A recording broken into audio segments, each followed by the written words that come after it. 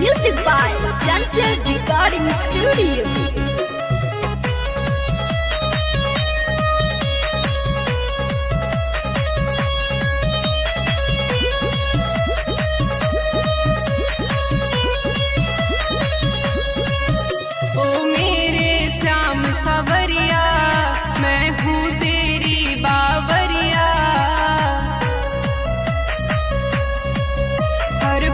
तुझको ही ढूंढे ये मेरी दोनों नजरिया, रह रह के मेरे ख्वाबों में तू आता है।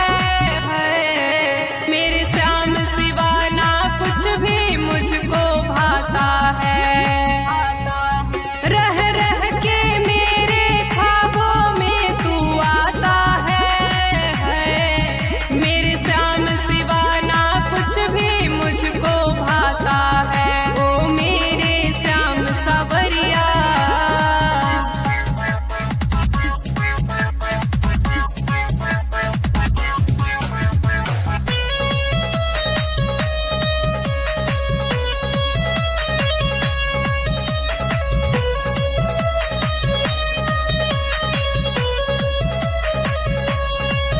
तुझसे ही मेरी सुबह और शाम होती है।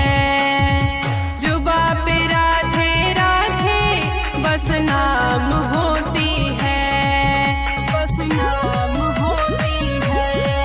तुझसे ही मेरी सुबह और शाम होती है।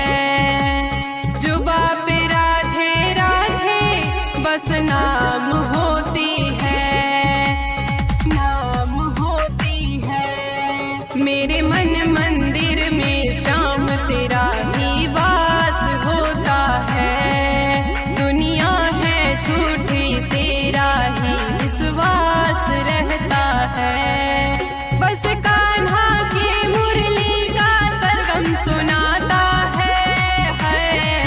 मेरे श्याम बिना ना कुछ भी मुझको भाता है। ओ मेरे श्याम सावरिया,